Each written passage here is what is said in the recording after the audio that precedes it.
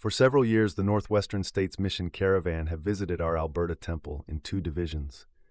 The Western Division included the states of the mission such as Washington, Oregon, Vancouver, BC, and some parts of Idaho. The Eastern Division included parts of Idaho and Montana.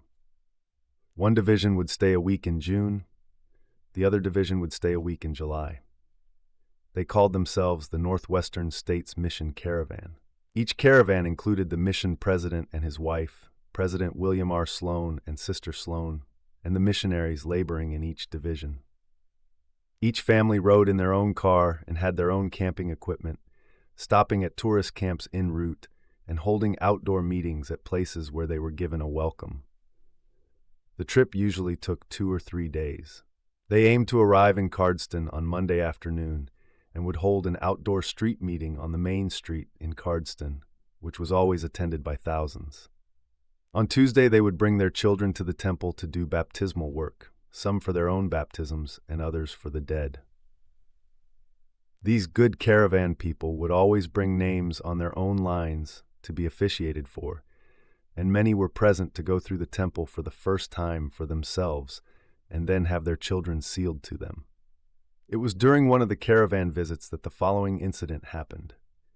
Quite an elderly lady, a member of the caravan, was in the temple to do the work for herself and to have the work performed for her husband and then to be sealed to her husband and their children sealed to them.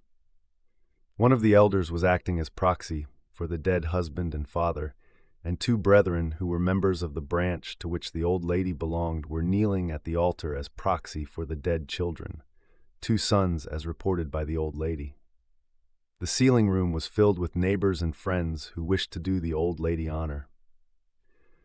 As I held the sheet in my hand to seal the 2 sons whose birth and death, etc., were duly filled out by the old lady, their mother, I was impressed to ask her if these 2 sons were the only children she had, and she said, "Yes." I then proceeded to seal these sons when I heard a voice behind me as I thought saying, "I am her child." I then stopped and asked again, "Are you sure you never had any other children?" She answered as before, but with some hesitation, "Yes, Brother Wood, the record is right."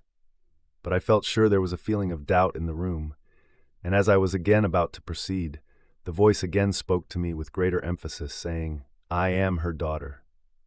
I looked around and into the faces of all who witnessed this wonderful manifestation, and then I spoke as kindly as possible to the old lady, saying, "Surely, grandmother, you had a daughter, didn't you?"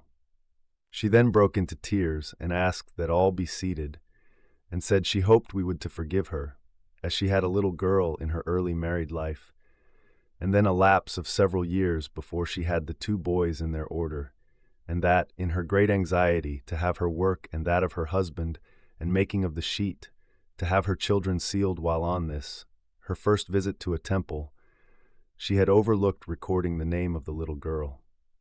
She then asked that she might meet and relate this experience in our devotional exercise the next morning, and ask forgiveness of all the caravan company.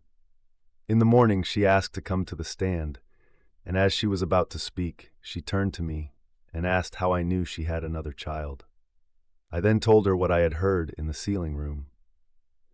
She stood in silence and wept for joy, as the vast audience did also, as she bore testimony of the nearness of those whom we officiate for in the temple when the sealing ordinance is being performed for them. The record was then completed, and in the afternoon the 3 children were sealed by proxy at the altar, and all witnesses were again in tears, and the room seemed filled with an influence most divine.